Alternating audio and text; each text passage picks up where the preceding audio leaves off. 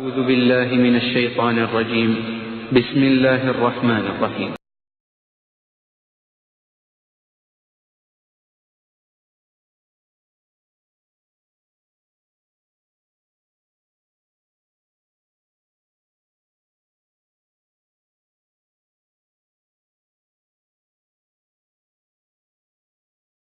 بسم الله الرحمن الرحيم.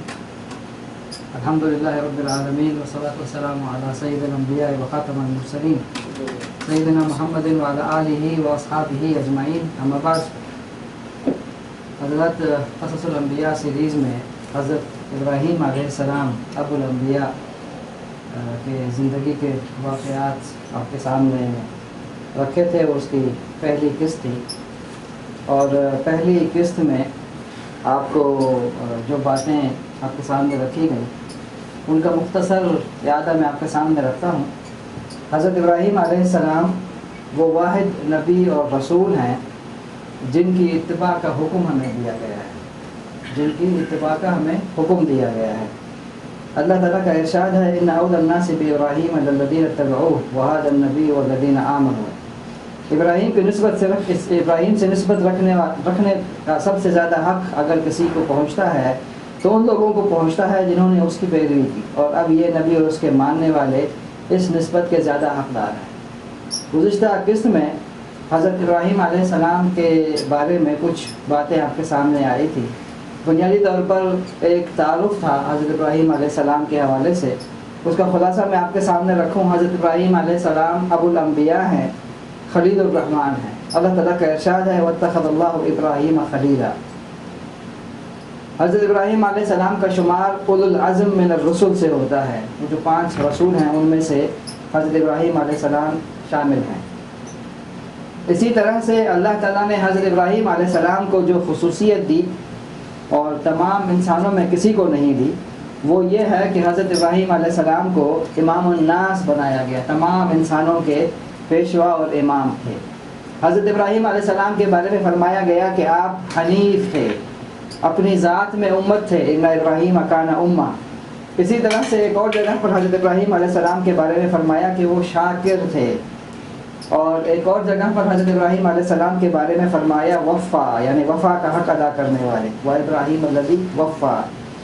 اسی طرح سے ایک اور جگہ پر آپ کے سامنے بات آئی تھی کہ حضرت ابراہیم علیہ السلام کے بارے میں فرمایا گیا کہ ابراہیم بڑا حلیم اور نرم دل اور آہیں بھرنے والا اواہ.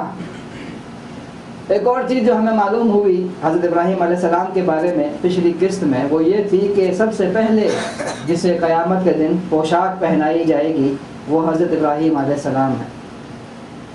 ایک اور چیز وہ یہ ہے کہ حضرت ابراہیم علیہ السلام کے طریقے کو چھوڑنے والا احمق اور جاہل ہے. اللہ تعالیٰ کا ارشاد ہے وَمَن يَرْغَبْ عَن مِّلَّةِ إِبْرَاهِيمَ إِلَّا مَن سَفِهَ نَفْسَهُ.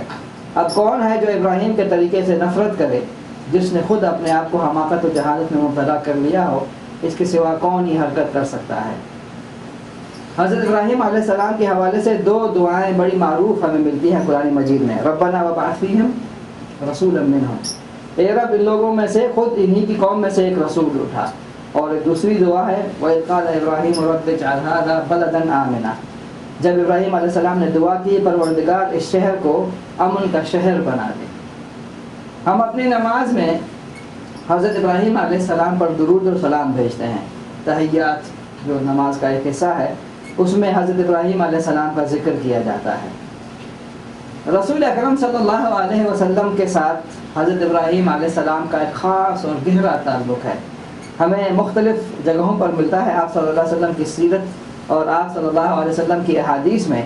آپ صلی اللہ علیہ وسلم مختلف مقامات پہ مختلف جو الفاظ آپ صلی اللہ علیہ وسلم نے ادا کیے، ان میں سے ایک لفظ کچھ الفاظ حضرت ابراہیم علیہ السلام کے حوالے سے میں آپ کے سامنے رکھتا ہوں. آپ صلی اللہ علیہ وسلم نے فرمایا انا دعوت ابی ابراہیم، میں اپنے باپ ابراہیم کی دعا ہوں. آپ صلی اللہ علیہ وسلم جب کوئی کام کرتے تو آپ صلی اللہ علیہ وسلم فرماتے ہاکذا فعل ابراہیم. ابراہیم علیہ السلام نے بھی ایسا ہی کیا. جب آپ صلی اللہ علیہ وسلم سے کسی چیز کے بارے میں پوچھا جاتا تو آپ صلی اللہ علیہ وسلم فرماتے سنت ابیکم ابراہیم، یہ تمہارے باپ ابراہیم کی سنت ہے. جس طرح سے قربانی کے بارے میں حضرت ابراہیم علیہ السلام سے حضرت رسول اکرم صلی اللہ علیہ وسلم سے پوچھا گیا. ایک واقعہ میں نے آپ کے سامنے رکھا تھا، وہ یہ ہے کہ ایک آدمی آیا اور آپ صلی اللہ علیہ وسلم کے سامنے عرض کیا، یا خیر البریہ، یعنی تمام انسانوں میں، تمام موجودات میں سب سے بہتر، سب سے افضل. تو آپ صلی اللہ علیہ وسلم نے فرمایا ذالک ابراہیم، وہ ابراہیم علیہ السلام تھے. حضرت ابراہیم علیہ السلام سے رسول اکرم صلی اللہ علیہ وسلم کی ملاقات بھی ثابت ہے. آپ سب کو معلوم ہے کہ اسراء والمعراج کے موقع پر رسول اکرم صلی اللہ علیہ وسلم نے حضرت ابراہیم علیہ السلام سے ملاقات کی تھی، اور پھر حضرت ابراہیم علیہ السلام نے اس امت کے لیے جو پیغام دیا تھا وہ آپ سب کے سامنے میں نے رکھا تھا. حضرت ابراہیم علیہ السلام نے کہا تھا، اے محمد صلی اللہ علیہ وسلم، اپنی امت کو میری طرف سے سلام کہیے اور ان سے کہیے کہ جنت بہت اچھی جگہ ہے اور اس کی مٹی بڑی اچھی زرخیز مٹی ہے اور اس کا پانی بڑا میٹھا اور شیریں ہے، اور اس جنت کے جو بیج ہیں، اس کے جو پودے ہیں، وہ سبحان اللہ الحمدللہ اللہ اکبر میں ہے. اسی طرح سے ہمیں ایک اور چیز ملتی ہے حضرت ابراہیم علیہ السلام کے حوالے سے، وہ یہ ہے کہ رسول اکرم صلی اللہ علیہ وسلم سب سے زیادہ حضرت ابراہیم سے شباہت رکھتے تھے. میں نے آپ کے سامنے وہ حدیث بھی رکھی تھی پچھلی دفعہ. حضرت ابراہیم علیہ السلام کو عراق کے شہر بابل میں مبعوث کیا گیا تھا. وہ حضرت ابراہیم علیہ السلام بابل کے شہر میں وہاں پر پیدا ہوئے تھے، آزر کے گھر میں، جو بت پرست بھی تھا اور بت بنانے والا بھی تھا. حضرت ابراہیم علیہ السلام کو بہت ہی کم عمری میں ہوش مندی اور عقل مندی عطا کی گئی. جب انہیں ہوش مندی عطا کی گئی اور کچھ بڑے ہوئے تو انہوں نے اپنی قوم کو دیکھا کہ وہ بتوں کے سامنے جھکے ہوئے ہیں اور بتوں کی پوجا کر رہے ہیں. تو حضرت ابراہیم علیہ السلام نے اپنے باپ سے سب سے پہلے پوچھا اور پھر اپنی قوم سے پوچھا، ما هذه التماثيل التي انتم لها عاکفون، یہ کیا مورتیں ہیں جن کے تم گرویدہ ہوئے ہو.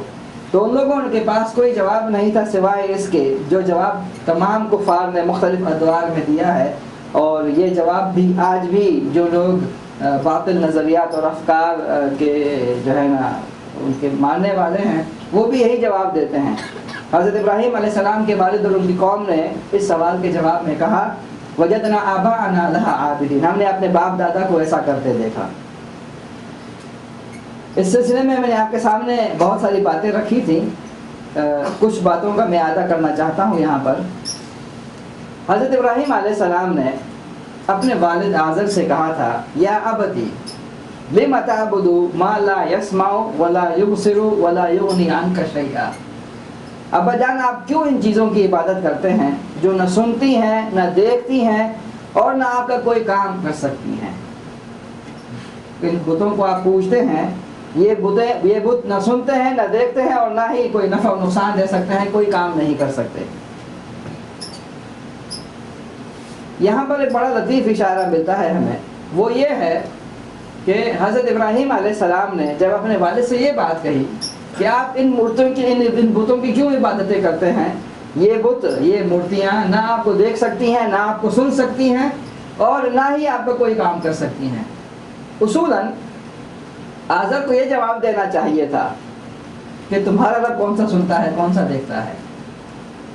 یعنی جس رب کی تم پوجا کر رہے ہو یا جس رب کو تم مان رہے ہو، وہ اگر میرا رب نہیں دیکھتا، نہیں سنتا، نہ کسی نفع و نقصان کا مالک ہے، تو تمہارا رب بھی تو نہیں سنتا، نہیں دیکھتا اور نہ ہی نفع و نقصان کا مالک ہے. اصول میں یہ جواب دینا چاہیے.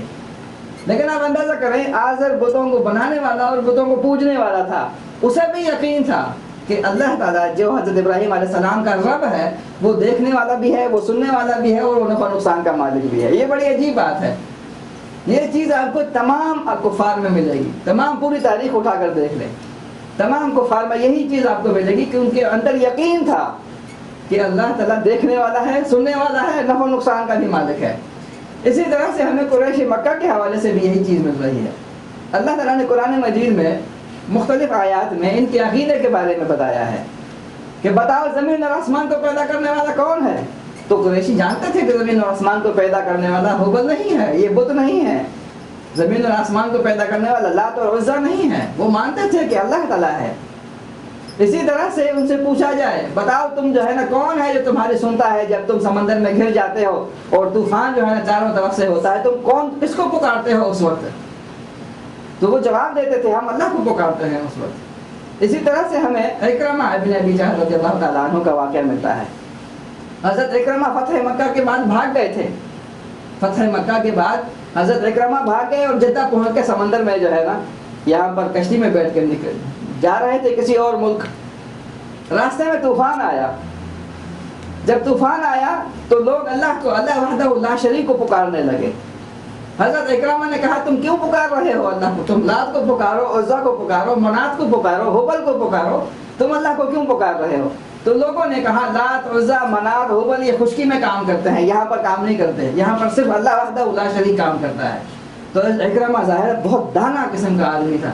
اس نے کہا اسی پر تو ساری زندگی جھگڑا تھا ہمارا. پھر واپس آتے ہیں، اسلام قبول کرتے ہیں اور پھر اسلامی لشکر کے ایک عظیم جو ہے نا ایک عظیم کمانڈر بنتے ہیں. تو یہ اس چیز کے بارے میں دل میں اقرار ہے کہ وہی خالق ہے، وہی مالک ہے، وہ سننے والا ہے، وہ جاننے والا ہے اور ہر چیز کا مالک ہے. نفع نقصان اس کے ہاتھ میں ہے. یہ تمام چیزیں تمام گمراہ اقوام کو معلوم تھیں. اصل جھگڑا کس بات پہ تھا؟ اصل جھگڑا اس بات پہ تھا ما نعبدہم الا لیقربونا الی اللہ زلفیٰ. ہم ان بتوں کو صرف اس لیے پوجتے ہیں کہ یہ ہمیں اللہ کے قریب کر دیں. ہم ان بتوں کو نہیں پوج رہے، ہم ان بتوں کو فی نفس ہی نہیں پوج رہے. ہم اصل میں ہمیں چاہیے اللہ کی رضا. لیکن کیونکہ یہ بت کسی زمانے میں یعنی بزرگ تھے اور بڑے محترم تھے تو یہ اللہ کے جو ہے نا پسندیدہ لوگ ہیں. ہم ان کی رضامندی حاصل کر کے اللہ کا قرب حاصل کرتے ہیں. اب دیکھیں یہ 1400 سال پہلے کا جواب ہے. اگر آج بھی اس جواب کو دیکھیں تو یہی جواب آپ کو ملے گا. ہم جو ہے نا غیر اللہ کو کیوں پکارتے ہیں؟ ہم مردوں کو کیوں پکارتے ہیں؟ کیونکہ یہ بڑے بزرگ ہیں، یہ اللہ کے مقرب بندے ہیں، ہم ان کے ذریعے سے اللہ تک پہنچنا چاہتے ہیں. وہی جواب قریش والا. اسی طرح سے ایک اور چیز میں نے آپ کے سامنے رکھی تھی، وہ یہ تھی کہ حضرت ابراہیم علیہ السلام نے اپنے والد سے کہا تھا یا ابت انی اخاف ان یمسک الشیطان یا ابت انی اخاف ان یمسک عذاب من الرحمن فتکون للشیطان ولیا. ابا جان مجھے ڈر ہے کہیں آپ رحمان کے عذاب میں مبتلا نہ ہو جائیں. مجھے ڈر ہے کہیں آپ رحمان کے عذاب میں مبتلا نہ ہو جائیں اور شیطان کے ساتھی بن کر رہیں. یہاں پر حضرت ابراہیم علیہ السلام نے اللہ کا نام الرحمن استعمال کیا. انی اخاف ان یمسک عذاب من الرحمن. مجھے ڈر ہے کہیں رحمان کا عذاب آپ پر نہ آ جائے. حالانکہ اصولاً حضرت ابراہیم علیہ السلام کو کوئی ایسا نام استعمال کرنا چاہیے تھا جو عذاب کے ساتھ ذرا جو ہے نا میل کھاتا ہو. مثال کے طور پر مجھے ڈر ہے کہیں الجبار کا عذاب آپ پر نہ آ جائے، مجھے ڈر ہے کہیں منتقم کا عذاب نہ آ جائے، مجھے ڈر ہے کہیں قہار کا عذاب تم پر نہ کرے. لیکن ان تمام ناموں کو چھوڑ کر اللہ کے نبی اور رسول حضرت ابراہیم علیہ السلام نے الرحمن استعمال کیا. اس کی ایک بڑی بنیادی وجہ ہے. اس کی بنیادی وجہ یہ ہے الرحمن آپ سب کو معلوم ہے رحیم کا مبالغے کا صیغہ ہے. رحمان مبالغے کا صیغہ ہے. رحمان کا مطلب ہے وہ جس کے اندر رحمت بھری ہوئی ہے یا جس کے اندر رحمت جوش مار رہی ہے تو اس کو رحمان کہتے ہیں. یہ فعلان کے وزن میں ہے. مثال کے طور پر عربی میں کہتے ہیں زعلان. کس کو کہتے ہیں زعلان؟ ہاں بہت غصے میں ہے یعنی غصہ جوش مار رہا ہے. غضبان بہت غضبناک ہے. سکران کس کو کہتے ہیں؟ مدہوش کو یعنی شراب پی ہوئی ہے، نشہ اس کے اندر بھرا ہوا ہے، اب ٹھاٹھے مار رہا ہے، جوش مار رہا ہے، اس کو کہتے ہیں سکران. غضبان. بھوکے کو کیا کہتے ہیں؟ جوعان. دیکھا یہی وزن ہے. اس وزن میں جتنے الفاظ آتے ہیں ان سب کا مطلب ہے کہ وہ چیز جس چیز کے بارے میں کہا جا رہا ہے وہ اس کے اندر جوش مار رہی ہے. اسی طرح سے الرحمن وہ جس کے اندر رحمت جوش مار رہی ہے. الرحمن. تو الرحمن کا لفظ یہاں پر اس لیے استعمال کیا گیا، اس کا مطلب یہ ہے کہ اللہ تعالیٰ رحمان ہے، اپنے بندوں پر رحم کرنے والا جس کے اندر رحمت جوش مار رہی ہے. اگر وہ کسی کو عذاب دیتا ہے تو اس کا مطلب یہ ہے کہ جس کو عذاب دیا جا رہا ہے اس میں رحم کے قابل کوئی ذرہ باقی نہیں بچا. یہ بڑی عجیب بات ہے. الرحمن کسی کو عذاب نہیں دے گا. الرحمن کسی کو عذاب نہیں دے گا. جس کو عذاب دے گا، جس کو بھی عذاب دے گا، اس کا مطلب یہ ہے کہ اس کے اندر رحم کے قابل ایک ذرہ بھی باقی نہیں تھا. اگر ایک ذرہ بھی باقی ہوتا رحم کے قابل تو اللہ کی رحمت اسے لے لیتی. ورنہ اس کے علاوہ جو ہے نا کوئی وجہ نہیں ہے کہ اللہ تعالیٰ اپنے بندوں کو خام خام کسی وجہ کے بغیر جہنم کی سزا دے. یہ باتیں سن کر حضرت ابراہیم علیہ السلام کے والد نے آزر نے کہا قال اراغب انت عن آلہتی یا ابراہیم، اے ابراہیم کیا تو میرے معبودوں سے پھر گیا ہے؟ کیا تو میرے معبودوں سے پھر گیا ہے؟ لئن لم تنتہی لارجمنک۔ حضرت ابراہیم علیہ السلام نے یہاں پر اپنے والد کو جس طرح سے دعوت دی تھی وہ تمام آداب اور تمام جو ہے نا تقاضوں کو خیال رکھا تھا کہ اب ایک بیٹا اپنے باپ سے بات کر رہا ہے۔ بہرحال حضرت ابراہیم علیہ السلام کے والد ہیں، آزر حضرت ابراہیم علیہ السلام کے والد ہیں، وہ تمام تقاضے، وہ تمام جو ہے نا جو نازک چیزیں سمجھی جاتی ہیں، بیٹا باپ کو کس طرح سے بات کرے، ان تمام چیزوں کا خیال رکھتے ہوئے حضرت ابراہیم علیہ السلام نے اللہ وحدہ لا شریک کی دعوت اپنے والد کو دی، اور جو لفظ استعمال کیا وہ تھا یا ابتی، اور ابتی جو ہے نا وہ انتہائی ادب سے جو ہے نا خطاب کیا جا رہا ہے۔ اس کے مقابلے میں آزر نے جس طرح سے بات کی اپنے بیٹے سے، وہ یہ کہا کہ تمہیں کیا ہو گیا ہے، کیا تم میرے دین سے پھر گئے ہو، میرے معبودوں سے پھر گئے ہو؟ لئن لم تنتہی لارجمنک، اگر تو باز نہ آئے گا تو میں تجھے سنسار کر دوں گا، یعنی پتھر ماروں گا، اگر تم باز نہ آئے اپنے اس کہنے سے تو میں تمہیں سنسار کر دوں گا۔ اصل میں مسئلہ یہ ہے کہ دین جو ہے، دین، لفظ دین ہم کہتے ہیں دین اسلام، لفظ دین جو ہے نا اس کا مطلب صرف نماز، روزہ، حج، زکوٰۃ یا نظام عبودیت نہیں ہے، مراسم عبودیت نہیں ہے، بلکہ دین جو ہے نا ایک جامع لفظ ہے، اور اس کا مطلب نظام زندگی ہے۔ نظام زندگی کس طرح سے گزارنا چاہیے، سسٹم کیسا ہونا چاہیے۔ جب ہم کہتے ہیں نا اسلام دین ہے، اس کا مطلب یہ ہے کہ اسلام اقتدار چاہتا ہے، اسلام حکمرانی چاہتا ہے، اسلام غلبہ چاہتا ہے، اسلام ریاست چاہتا ہے، اسلام تصرف چاہتا ہے، حاکمانہ چاہتا ہے، تاکہ تمام ادیان، جتنے بھی ادیان ہیں، باقی جتنے بھی سسٹم ہیں، جتنے بھی نظام ہیں، وہ سارے کے سارے اس کے نیچے آ جائیں۔ بڑے عجیب بات ہے، اگر ہم قریش کے دور کو دیکھیں، مکہ مکرمہ کے دور کو دیکھیں، آپ صلی اللہ علیہ وسلم کی مکی زندگی کا جائزہ لیں، تو ہمیں ایک وقت ایسا ملتا ہے، ایک وقت ایسا آیا ہے جس میں ہمیں محسوس ہوتا ہے کہ قریشیوں کو اللہ کے رسول صلی اللہ علیہ وسلم اور آپ صلی اللہ علیہ وسلم کے صحابہ کے مکہ میں موجودگی پر کوئی اعتراض نہیں تھا۔ قریشی کہتے تھے آپ مکہ میں رہیں، اپنی عبادتیں کریں، نمازیں پڑھیں، روزے رکھیں، سب کچھ کریں، اللہ وحدہ لا شریک کو مانیں، لیکن ہمارے سسٹم کے خلاف آواز نہ اٹھائیں۔ قریشی اس بات پر راضی تھے کہ وہ صحابہ کرام مکہ مکرمہ میں رہیں، اسی کعبے کا طواف کریں، لیکن آپ نمازیں پڑھتے رہا کریں، کوئی مسئلہ نہیں ہے، ہمارے سسٹم کو چیلنج نہ کریں، ہمارے سسٹم کو برا نہ کہیں، ہمارے نظام کو نافذ رہنے دیں، جہاں تک ہم آپ کو اجازت دیتے ہیں اسی طرح سے آپ رہیں۔ لیکن اسلام جو ہے، جس اسلام کو اللہ کے رسول صلی اللہ علیہ وسلم کے ساتھ مبعوث کیا گیا تھا، اللہ تعالیٰ کا ارشاد ہے هو الذی ارسل رسولہ بالہدی ودین الحق لیظہرہ علی الدین کلہ، تاکہ وہ تمام ادیان پر اس کو غالب کر دے۔ اسلام غلبہ چاہتا ہے۔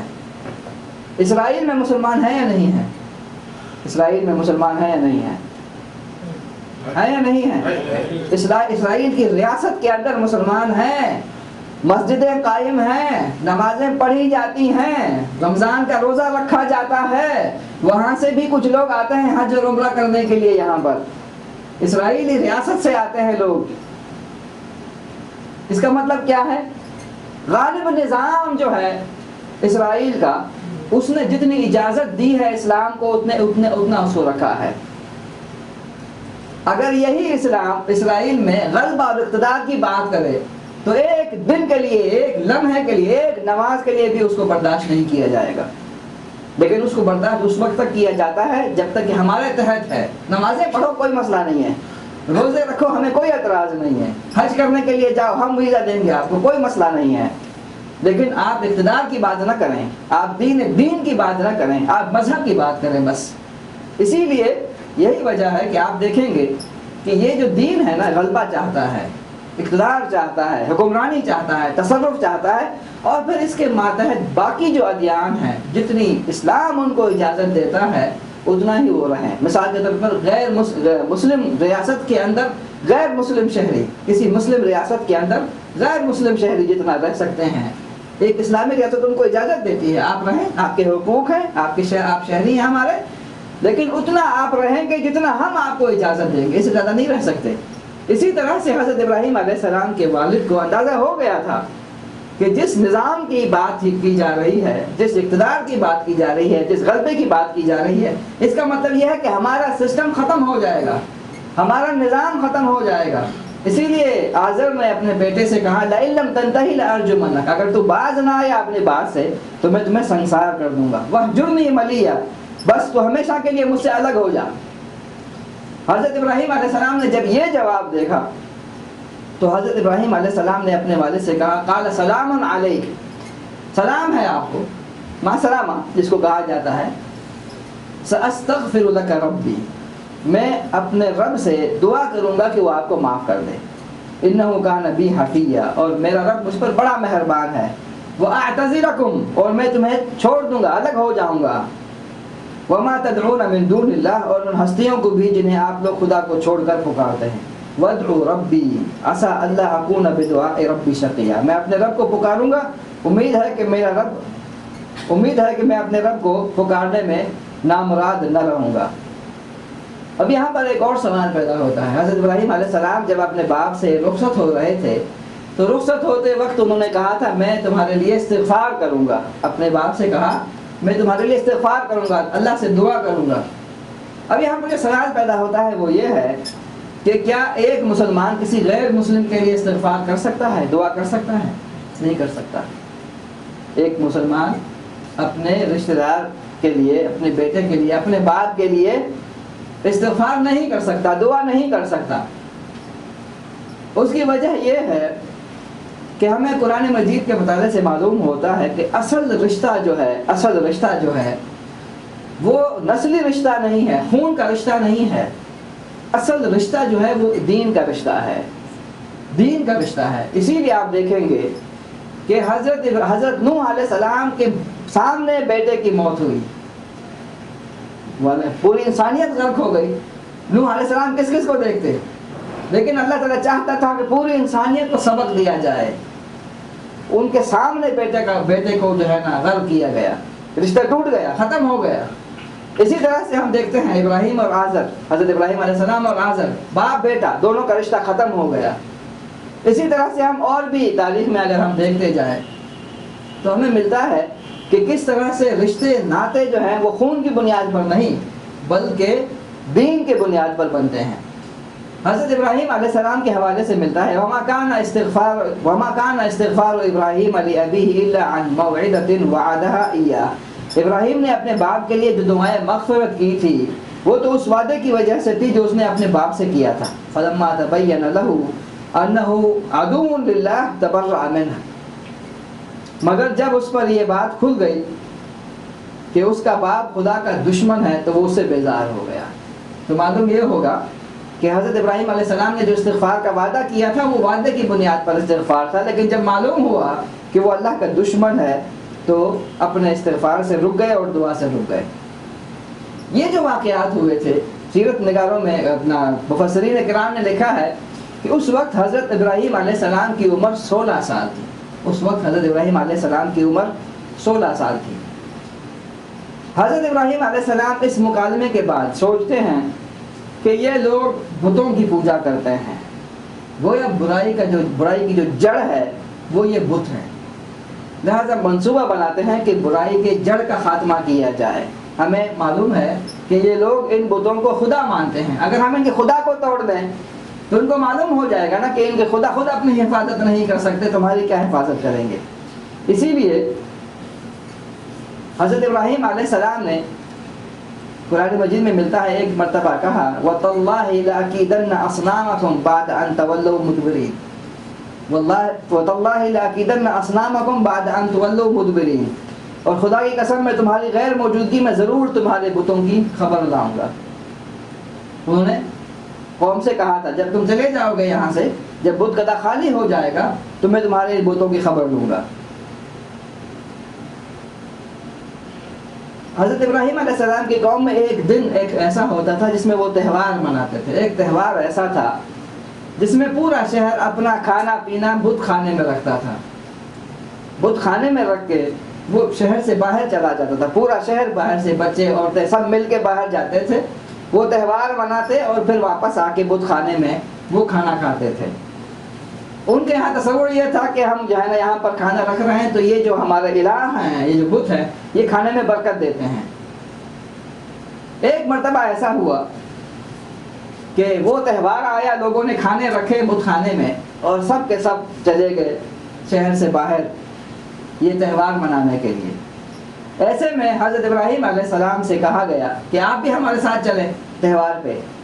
تو قرآن مجید ہمیں تفصیل ملتی ہے، اللہ تعالیٰ کا ارشاد ہے حضرت ابراہیم علیہ السلام کی زبانی، فَنَظَرَ نَظْرَةً فِي النُّجُومِ، پھر اس نے تاروں پر نگاہ ڈالی۔ جب ان سے کہا گیا آپ بھی چلیں ہمارے ساتھ تہوار منانے، تو انہوں نے تاروں پر نگاہ ڈالی۔ فقال انی سقیم، کہا میری طبیعت خراب ہے، میں بیمار ہوں، میری طبیعت خراب ہے۔ فتولوا عنہ مدبرین، چنانچہ وہ لوگ سب لوگ شہر چھوڑ کر، اسے بھی چھوڑ کر چلے گئے۔ اس کے بعد حضرت ابراہیم علیہ السلام نے دیکھا کہ بت خانہ خالی ہے، پورا شہر چلا گیا ہے، تو وہ جاتے ہیں اس بت خانے میں۔ اللہ تعالیٰ نے ان واقعات کو قرآن مجید میں اس طرح سے بیان کیا ہے، فراغ الی آلہتہم، ان کے پیچھے پیچھے وہ چپکے سے ان کے معبودوں کے مندر میں گھس گیا۔ حضرت ابراہیم علیہ السلام، شہر خالی ہو گیا، بت خانہ خالی ہو گیا، سب لوگ چلے گئے، تو وہ چپکے چپکے سے ان کے مندر میں، ان کے بت خانے میں چلے گئے۔ سارے بت کھڑے تھے وہاں پر، نصب ہیں، ان کے سامنے کھانا پڑا ہے، ڈھیر کھانا پڑا ہے۔ تو حضرت ابراہیم علیہ السلام نے بتوں کو مخاطب کرتے ہوئے کہا، قال الا تاکلون، یہ تمہارے سامنے کھانا رکھا ہے، تم کھاتے کیوں نہیں ہو؟ کھاؤ، یہ کھانا پڑا ہے، کھاؤ، کیوں نہیں کھاتے؟ پھر فرمایا ما لکم لا تنطقون، تمہیں کیا ہو گیا، تم بولتے کیوں نہیں ہو؟ تم بولتے کیوں نہیں ہو؟ تم نہ کھانا کھا سکتے ہو، نہ بول سکتے ہو، نہ تم دیکھ سکتے ہو، نہ کچھ کہہ سکتے ہو، نہ نفع دے سکتے ہو، نہ نقصان دے سکتے ہو۔ فراغ علیہم ضربا بالیمین، اس کے بعد وہ ان پر بل پڑا اور سیدھے ہاتھ سے خوب ضربیں لگائیں۔ ایک کلہاڑا پکڑا، ایک سوٹا پکڑا اور تمام بتوں کو، جتنے بھی بت تھے سب کو توڑ دیا۔ فجعلہم جذاذا، ان کو ٹکڑے ٹکڑے کر دیا، تمام بتوں کو ٹکڑے ٹکڑے کر دیا، لیکن جو ان کا بڑا بت تھا، جو سب سے بڑا بت تھا، اس کو چھوڑ دیا۔ الا کبیرا لہم، اور صرف ان کے بڑے کو چھوڑ دیا، لعلہم الیہ یرجعون، شاید وہ اس کی طرف رجوع کریں۔ جب یہ لوگ واپس آئیں گے تو دیکھیں گے نا سارے بت خانہ ٹوٹا ہوا ہے، سارے بت ٹوٹے ہوئے ہیں، تو ایک بڑے بت کو چھوڑ دیا تاکہ یہ لوگ اس سے پوچھیں آ کے کہ یہ کیا، کون کر گیا ہے یہ تمہارے ساتھ یہ حشر۔ اور پھر روایت میں آتا ہے کہ وہ جو کلہاڑا تھا یا جو آلہ تھا جس سے ضربیں لگائی تھی، وہ اس بت کے اوپر لٹکا کے چلے گئے۔ جب تہوار منانے کے بعد شہر والے جب واپس آئے بت خانے میں، تو دیکھا سارا مندر جو ہے نا، وہاں پر جو بھی صورتحال تھی، آپ سب کو اندازہ ہے اس کا کہ کیا ہوئی ہوگی۔ سارے الہ ٹوٹے پڑے ہیں، سارے بت ٹوٹے پڑے ہیں، صرف ایک بت ہے جو بڑا بت ہے، وہ اپنی جگہ پر صحیح سلامت ہے، اور اس کے کندھے پہ جو ہے نا وہ آلہ رکھا ہوا ہے، کلاڑا ہے یا جو بھی ہے جس سے توڑا گیا تھا۔ انہوں نے کہا قالوا من فعل هذا بآلهتنا، انہوں نے کہا ہمارے خداؤں کے ساتھ یہ حال کس نے کیا ہے، ہمارے خداؤں کے ساتھ یہ حال کس نے کیا ہے؟ انه لمن الظالمین، وہ بڑا ہی ظالم تھا، کوئی بڑا ہی ظالم تھا وہ جس نے ہمارے خداؤں کا یہ حال کر دیا ہے۔ لوگوں کے پوچھنے پر پتہ چلا کہ یہ حال کس نے کیا ہے، یہ کون کر سکتا ہے، یہ حرکت کون کر سکتا ہے، ہمارے بتوں کو کون توڑ سکتا ہے؟ تو لوگوں میں سے کسی نے کہا قالوا سمعنا فتى يذكرهم اسمه يقال له ابراہیم، ہم نے ایک نوجوان کو دیکھا ہے، ایک لڑکے کو سنا ہے، ان کا ذکر کرتے ہوئے سنا ہے، کیونکہ پہلے حضرت ابراہیم نے کہا تھا کہ تم جب جاؤ گے تو پھر میں تمہارے بتوں کی خبر لوں گا۔ تو لوگوں نے کہا ہم نے سنا ہے ایک لڑکا ہے ابراہیم نام کا، وہ ان بتوں کو برا کہہ رہا تھا۔ قالوا فاتوا به على اعين الناس لعلهم يشهدون، لوگوں نے کہا، جو بتوں کے جو راہب تھے، جو بڑے بڑے عبادت گزار تھے ان بتوں کے، جو پنڈت تھے جس کو کہا جائے، انہوں نے کہا پکڑ لاؤ اس کو سب کے سامنے تاکہ لوگ دیکھیں اس کی کیسی خبر لی جاتی ہے، پکڑ کے لاؤ ان کو۔ فاقبلوا الیہ یزفون، وہ لوگ بھاگے بھاگے اس کے پاس گئے، اور حضرت ابراہیم علیہ السلام کے پاس جب پہنچے تو ان سے پوچھا قالوا انت فعلت هذا بآلهتنا یا ابراہیم، انہوں نے کہا اے ابراہیم تو نے ہمارے خداؤں کے ساتھ یہ حرکت کی ہے؟ پکڑ کے لاؤ ان کو، پکڑ کے لائے وہاں پر مندر میں، اور وہاں پر جو تھے مندر کے جو بڑے تھے، انہوں نے پوچھا بتاؤ تم نے یہ حرکت کی ہے؟ تم نے ہمارے بتوں کے ساتھ یہ حشر کیا ہے؟ حضرت ابراہیم علیہ السلام نے کہا قال بل فعلہ کبیرہم ھذا، یہ جو تمہارے سامنے بڑا بت ہے نا، دیکھ رہے ہو اس کو، یہ دیکھو صحیح سلامت کھڑا ہے، باقی سارے بت ٹوٹے ہوئے ہیں، اور اس کے پاس وہ آلہ بھی ہے جس سے یہ بت توڑے گئے تھے، اس سے پوچھو شاید اس نے کیا ہے، پوچھو اس سے۔ فاسألوہم ان کانوا ینطقون، انہی سے پوچھ لو اگر یہ بولتے ہیں، ان سے پوچھو یہ کس نے توڑا ہے، کس نے تمہارے خداؤں کے ساتھ یہ حشر کیا ہے، اس بڑے بت سے پوچھو۔ ظاہر ہے کہ ان لوگوں کو معلوم تھا کہ ہمارے بت بول نہیں سکتے۔ جب انہوں نے دیکھا کہ یہ خدا جن کی ہم عبادت کرتے ہیں اور جن کے سامنے ہم جھکے رہتے ہیں اور جن کے لیے ہم قربانیاں کرتے ہیں، یہ تو خود اپنی حفاظت نہیں کر پائے، اپنی حفاظت نہیں کر سکے۔ اللہ تعالیٰ کا ارشاد ہے ایک لمحے کے لیے انسان کے اندر اس کا ضمیر جاگ جاتا ہے۔ فرجعوا الی انفسہم، یہ سن کر وہ لوگ اپنے ضمیر کی طرف پلٹے۔ قالوا انکم انتم الظالمون، اپنے دلوں میں کہنے لگے واقعی تم خود ظالم ہو، تم ابراہیم کو ظالم کہہ رہے تھے، تم خود ظالم ہو، ایسے بتوں کی، ایسی پتھروں کی پوجا کر رہے ہو جو خود اپنی حفاظت نہیں کر سکتے۔ ثم نکسوا علی رؤوسہم، پھر ان کی مت پلٹی گئی۔ انہوں نے کہا حضرت ابراہیم علیہ السلام سے لقد علمت ما هؤلاء ينطقون، آپ کو تو معلوم ہے، تو جانتا ہے کہ یہ بولتے نہیں ہیں، تو جانتا ہے کہ ہمارے یہ بت ہیں، ہمارے جو خدا ہیں وہ بولتے نہیں ہیں۔ حضرت ابراہیم علیہ السلام حجت، برہان اور دلیل سے بات کر رہے ہیں، دیکھیے۔ قال اتعبدون ما تنحتون، حضرت ابراہیم علیہ السلام نے کہا کیا تم اپنی تراشی ہوئی چیزوں کو پوجتے ہو، اپنے ہاتھوں سے ایک چیز کو بناتے ہو پھر اس کو پوجتے ہو؟ واللہ خلقکم وما تعملون، حالانکہ اللہ نے تم کو پیدا کیا ہے اور ان سب چیزوں کو جنہیں تم نے بنایا ہے۔ ایک اور مقام پر اللہ تعالیٰ کا ارشاد ہے قال افتعبدون من دون اللہ ما لا ينفعکم شیئا ولا یضرکم، تو پھر کیا تم اللہ کو چھوڑ کر ان چیزوں کو پوج رہے ہو جو تمہیں نہ نفع پہنچانے پہ قادر ہیں نہ نقصان پہنچا سکتے ہیں۔ اف لکم، تف ہے تم پر، ولما تعبدون من دون اللہ افلا تعقلون، تف ہے تم پر، تمہارے ان معبودوں پر جن کی تم اللہ کو چھوڑ کر پوجا کر رہے ہو، کیا تم کچھ عقل رکھتے ہو؟ اب دیکھیے تاریخ کے ہر دور میں یہ اس طرح کا واقعہ قریش کے ساتھ بھی ہوا ہے، اس سے ملتا جلتا واقعہ۔ صحابہ کرام جب بعد میں صحابہ کرام کہا کرتے تھے کہ ہماری پتہ نہیں عقل ماری گئی تھی، کیا ہو گیا تھا؟ اس کی وجہ یہ ہے کہ ہم کھجوروں سے خدا بناتے تھے، اپنے ہاتھ سے خدا بناتے تھے، کھجوروں سے ایک خدا بناتے تھے، اس کے سامنے سجدے کرتے تھے، جب بھوک لگتی تھی اپنے خدا کو کھا لیتے تھے۔ اس کی وجہ کیا ہے؟ اس کی وجہ یہ ہے کہ یہ جو ہدایت ہے نا، ہدایت، اس کا تعلق عقل سے نہیں ہے، ہدایت کا تعلق عقل سے نہیں ہے، ہدایت کا تعلق ذہن سے نہیں ہے، سمجھداری سے نہیں ہے، ہدایت کا تعلق اللہ تعالیٰ کے ساتھ ہے، وہ جس کو چاہتا ہے ہدایت دیتا ہے۔ اگر ہدایت کا تعلق عقل سے ہوتا تو اس وقت دنیا میں بڑے بڑے سائنسدان بیٹھے ہوئے ہیں، بڑے بڑے سائنسدان گزرے ہیں، بڑی بڑی حقیقتوں تک پہنچ رہے ہیں، لیکن کیا انہیں یہ نہیں معلوم کہ اس کائنات کا خالق اور مالک کون ہے؟ اس کے سامنے جھکنا چاہیے۔ ہدایت کا تعلق اللہ کے ساتھ ہے۔ اگر اللہ نے ہمیں یہ دین دیا ہے اور ہمیں رسول اکرم صلی اللہ علیہ وسلم کا امتی بنایا ہے تو یہ اللہ تعالیٰ کا بہت بڑا انعام ہے، ہم پر جتنا اس کا شکر کریں اس کا حق ادا نہیں کر سکتے۔ آپ اندازہ کر سکتے ہیں کتنے بڑے بڑے لوگ گزرے ہیں، کتنے بڑے بڑے لوگ موجود ہیں آج دنیا میں، لیکن کس طرح سے جو ہے نا گمراہی میں بھٹکے ہوئے ہیں۔ ایک اور چیز میں آپ کو بتا دے رہا ہوں، دنیا میں ایسے مفکر گزرے ہیں جن کا نام آج بھی لیا جاتا ہے، سقراط ہیں، بقراط ہیں، بہت سارے لوگ ہیں، بہت سارے لوگ اپنے دانائی اور اپنے علم اور اپنے فہم اور اپنے فکر کی وجہ سے بڑی بڑی حقیقتوں تک پہنچے، بڑی بڑی حقیقتوں تک پہنچ گئے، لیکن سقراط، بقراط اور اس طرح افلاطون جیسے لوگ اگر نہیں پہنچے تو اللہ کی وحدانیت تک نہیں پہنچے۔ آپ اندازہ کر سکتے ہیں، نہیں پہنچ سکے اللہ کی وحدانیت تک۔ اس کی وجہ یہ ہے کہ اس کا تعلق جو ہے نا عقل سے ہے ہی نہیں، کوئی تعلق نہیں ہے اس کا عقل سے، عقل سے کوئی تعلق نہیں ہے۔ یہ ہدایت ہے، اللہ تعالیٰ کی طرف سے ملتی ہے، جس کو چاہتا ہے دیتا ہے، لیکن وہ دکھاتا ہے راستے دکھاتا ہے، اور اسلام جو ہے وہ نام ہے اتباع کا۔ تاریخ کے مختلف ادوار میں آج بھی 10 سال کے بعد بھی 100 سال کے بعد بھی ایسا ہی ہوتا رہا ہے.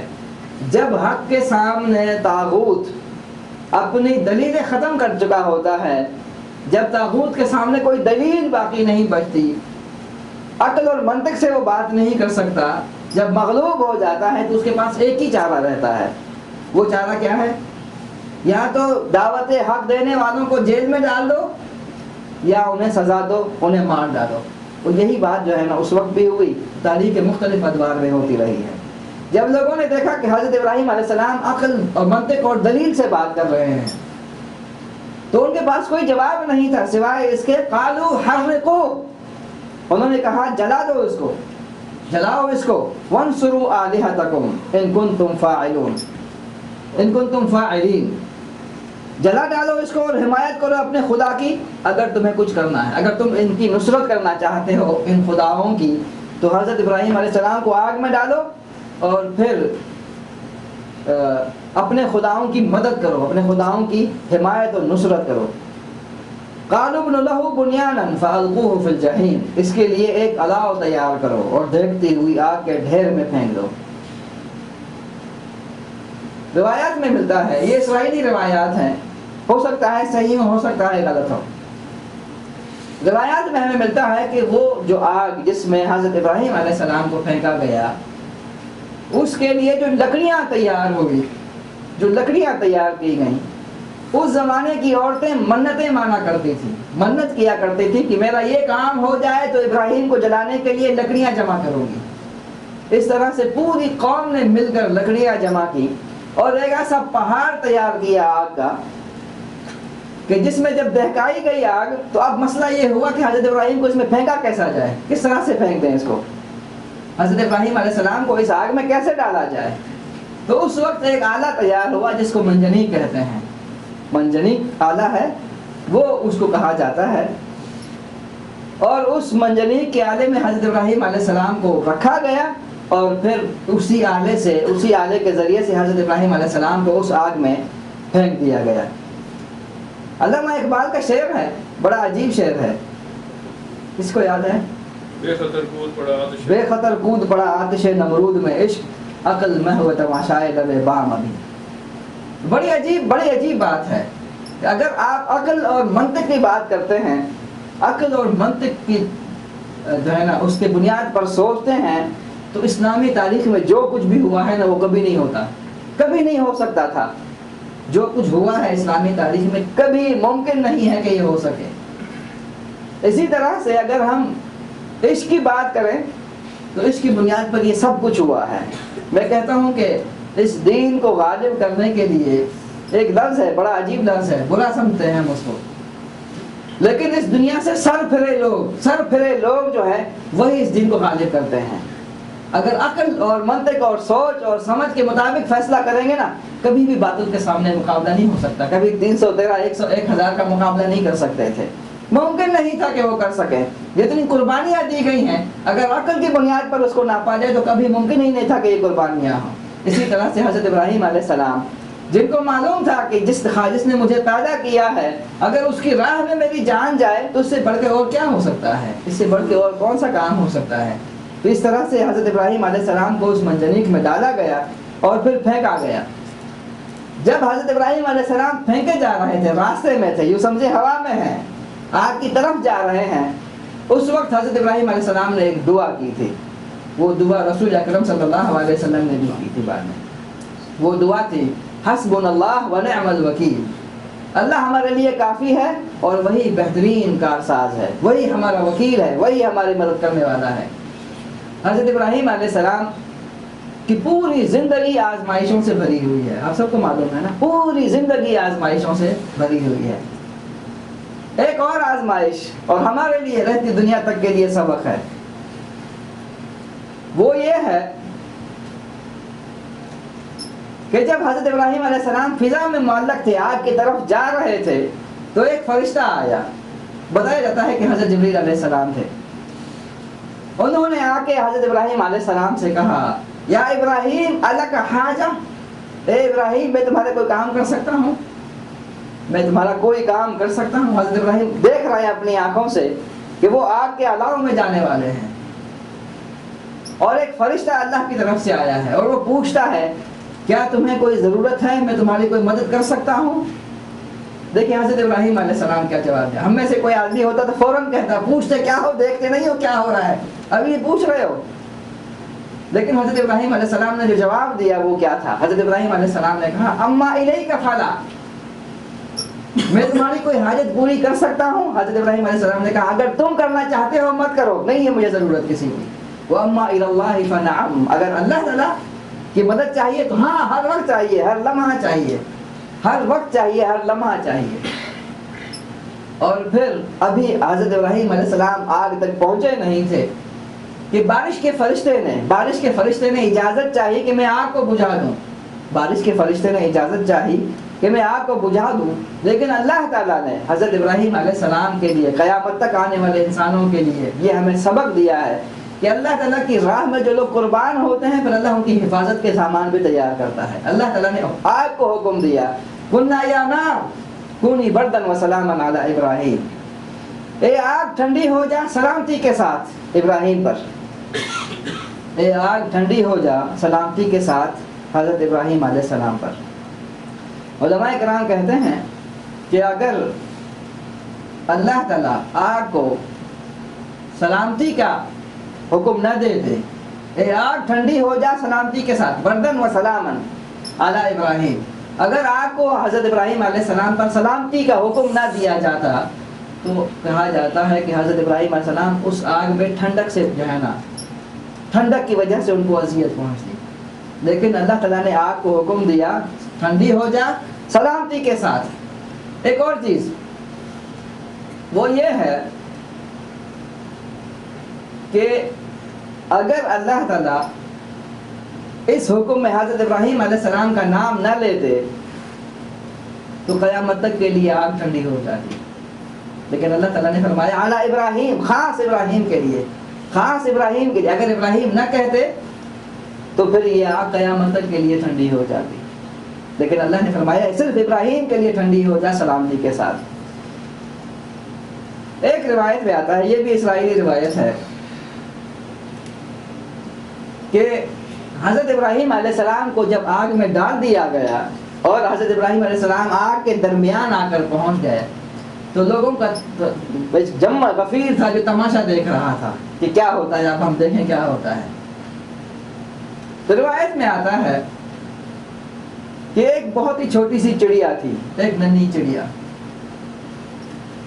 وہ بہت دور سے کہیں جا کے اپنے چونچ میں پانی بھرتی تھی اور دوڑ کے آتی تھی اس آگ کے اوپر، منہ کے چند قطرے ڈالتی تھی، پھر بھاگ کے جاتی پانی لے آتی، پھر واپس آ کے اس آگ میں ڈالتی تھی۔ بڑی عجیب ایک جو ہے نا، ایک چڑیا کی ایک بڑی عجیب جو ہے نا کوشش تھی۔ چڑیا کو یقین تھا کہ یہ جو میں چند قطرے آگ میں ڈال رہی ہوں اس سے آگ نہیں بجھے گی۔ یقین تھا یا نہیں تھا؟ یقین تھا۔ چڑیا کو معلوم تھا کہ جو قطرے میں ڈال رہی ہوں آگ پہ اس سے آگ نہیں، اتنی بڑی آگ کیسے بجھے گی چند قطروں سے؟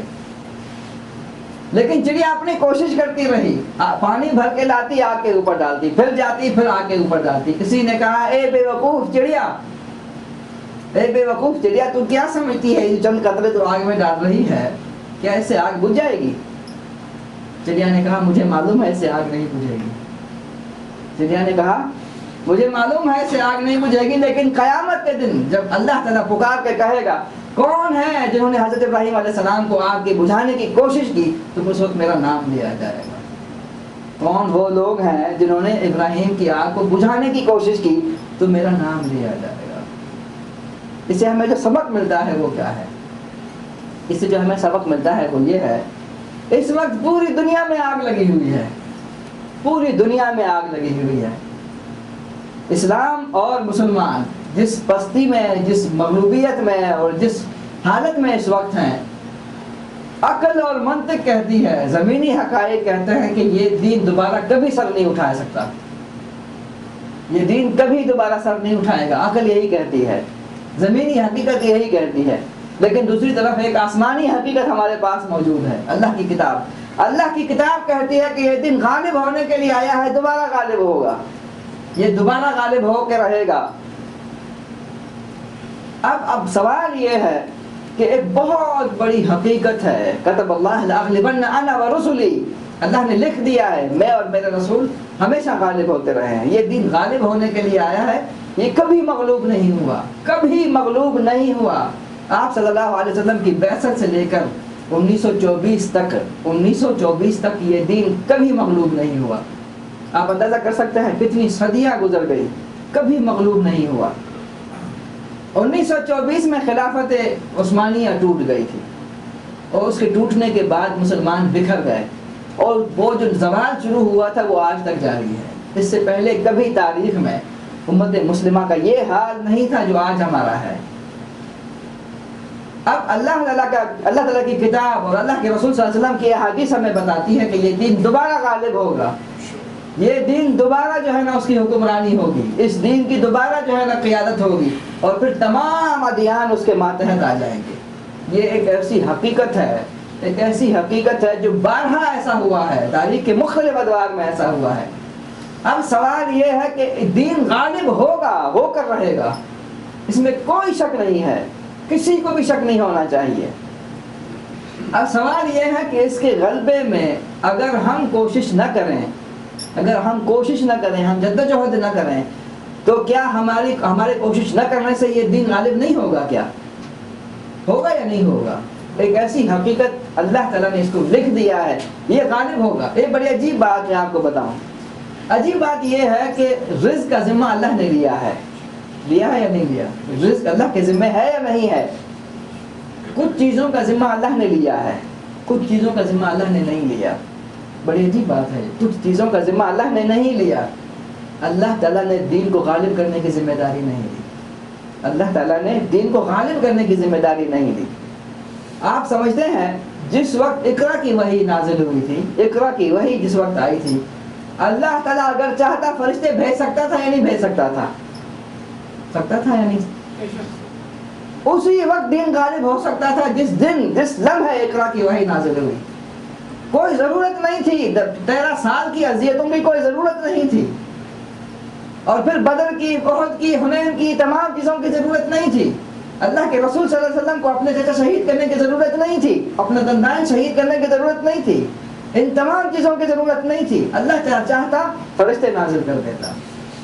لیکن یہ بڑی عجیب بات ہے کہ یہ دین اس وقت غالب ہوگا، اللہ نے لکھ دیا ہے غالب ہوگا۔ یہ دین اس وقت غالب ہوگا جب انسانوں کی ایک جماعت، جب انسانوں کا ایک گروہ اس کے غلبے کے لیے پوری کوششیں لگا دے، تمام توانائیاں صرف کر دے، تمام صلاحیتیں لگا دے، اس کے بعد یہ دین غالب ہوگا۔ اس کے بعد فرشتوں کا نزول ہوتا ہے۔ 13 سال تک فرشتوں کا نزول، 15 سال تک فرشتوں کا نزول نہیں ہوا تھا، 15 سال فرشتوں کا نزول نہیں ہوا۔ 15 سال کے بعد ہماری جتنی کوشش تھی، کاوش تھی، جتنی صلاحیتیں تھیں، جو اسلحہ تھا، جو وسائل تھے، وہ سارے میدان بدر میں لا کے رکھ دیے، اور پھر رات کو اللہ کے سامنے دعا کی، اگلے دن فرشتوں کا نزول ہوا۔ 15 سال میں نزول نہیں ہوا تھا، اب نزول ہوا ہے، کیونکہ آپ نے اپنے طور پر تمام توانائیاں لگا دی ہیں۔ میں آپ کے سامنے ایک مثال رکھنا چاہتا ہوں۔ اللہ تعالیٰ کی سنت ہے کہ جب تک آدمی اپنی کوششوں کو انتہا تک نہ پہنچا دے، اپنی کوششوں کو انتہا تک نہ پہنچا دے، اللہ کی نصرت نہیں آتی، اللہ کی مدد نہیں آئے گی۔ میں آپ کے سامنے ایک واقعہ رکھنا چاہتا ہوں۔ قرآن مجید میں سب کو معلوم ہے حضرت مریم علیہ السلام کا واقعہ، حضرت مریم علیہ السلام کا واقعہ۔ حضرت مریم علیہ السلام کو حمل ٹھہرتا ہے، لوگوں سے چھپ کر ایک جگہ پر جاتی ہیں، آخرکار حمل کا، ولادت کا وقت قریب آ جاتا ہے۔ ایک جگہ پر آ کے ولادت کے آلام شروع ہوتے ہیں، درد شروع ہوتا ہے، سب کو معلوم ہے واقعہ۔ وہاں پر اللہ تعالیٰ حضرت مریم علیہ السلام کو الہام کرتا ہے کہ قد جعل ربک تحتک سریا، ہم نے تمہارے نیچے ایک پانی بہا دیا ہے، چشمہ بہا دیا ہے، اس میں سے پیو۔ فجاءت به الى جذع النخل، آیت کا مطلب یہ ہے کہ حضرت مریم علیہ السلام درخت ایک کھجور کے جڑ کے پاس آ کے ٹھہری، کھجور کے جڑ کے پاس آ کے ٹھہری، اور وہاں پر پھر ولادت کے درد شروع ہوئے۔ اللہ تعالیٰ نے فرمایا نہ ڈرو نہ غم کرو، قد جعل ربک تحتک سریا، تمہارے نیچے ہم نے پانی بہا دیا ہے، اب اس پانی میں سے پیو، اور پھر ہم نے تمہارے لیے یہ کھجور کا درخت اگا دیا ہے۔ ایک معجزہ اللہ تعالیٰ نے ظاہر کیا، کھجور کا درخت اگا دیا، اور اگانے کے ساتھ اس میں پھل بھی لگا دیے، پھل بھی لگا دیے، لیکن کیا حکم دیا؟ وَهُزِّ إِلَيْكِ بِجِذْعِ النَّخْلَةِ، اب اس درخت کے، اس کھجور کے درخت کو ہلاؤ تو تمہارے اوپر کھجور گریں گی، اس کھجوروں میں سے کھاؤ۔ اب ذرا غور کیجئے، اللہ تعالیٰ نے بغیر باپ کے بچہ پیدا کر دیا یا نہیں کیا؟ اللہ تعالیٰ نے ایک بنجر زمین میں سے چشمہ جاری کر دیا، اللہ تعالیٰ نے جڑ کو جو ہے نا درخت بنا دیا، اس درخت میں سے اسی وقت پھل اگا دیے۔ اب پھل گرانے میں کیا مسئلہ تھا؟ غور کر سکتے ہیں، پھل گرانے میں کیا مسئلہ تھا؟ لیکن اللہ نے حکم دیا نہیں، اس کھجور کے تنے کو ہلاؤ، تمہارے اوپر کھجوریں گریں گی، اس میں سے کھاؤ۔ اس کی وجہ یہ ہے بغیر باپ کے بچہ پیدا کرنا تمہارے بس میں نہیں ہے، اللہ کرے گا۔ زمین سے چشمہ نکالنا تمہارے بس میں نہیں ہے، تم نہیں کر سکتے، اللہ کرے گا۔ جڑ میں سے درخت اگانا تمہارا کام نہیں ہے، اللہ کا کام ہے، وہ کرے گا۔ درخت میں کھجور پکانا تمہارا کام نہیں ہے، اللہ کرے گا۔ لیکن اللہ کی سنت نہیں ہے کہ بیٹھے بٹھائے تمہیں اللہ کی مدد مل جائے۔ میں آپ کو چیلنج کرتا ہوں، 10 آدمی کھجور کو درخت کو ہلا کے دکھائیں، 10 آدمی مل کے کھجور کے ایک درخت کو ہلا کے دکھائیں، نہیں ہلا سکتے، آپ نہیں ہلا سکتے۔ لیکن حضرت مریم کو اس وقت جب بچہ پیدا ہو رہا ہو، اس کی تکلیف میں ہو، انہیں حکم دیا جا رہا ہے اب کھجور گرانا ہمارا کام نہیں ہے، وہ سارے کام جو ہمارے ذمہ تھے ہم نے کر دیے، اب کھجور کو ہلاؤ، تمہارے اوپر پھل گرے گا، اس پھل میں سے کھاؤ، نہیں ہلاؤ گی نہیں گرے گا۔ یہ دین جو ہے نا کبھی بھی فرشتوں کے ذریعے سے غالب نہیں ہوگا، اس دین کو غالب کرنے کے لیے کوشش کرنی پڑے گی، جد و جہد کرنی پڑے گی، توانائیاں لگانی پڑیں گی، اور لگائے بغیر کوئی چارہ نہیں ہے۔ یہ نہیں ہے کہ ہمارے لیے آپشن ہے، ہم چاہیں کریں چاہیں نہ کریں۔ اس دین کو غالب کرنے کی جد و جہد میں شریک ہونا، اس میں حصہ ڈالنا، اس جد و جہد میں توانائیاں لگانا، تمام صلاحیتیں کھپانا، یہ سب کی ذمہ داری ہے، ہم سب کی ذمہ داری ہے۔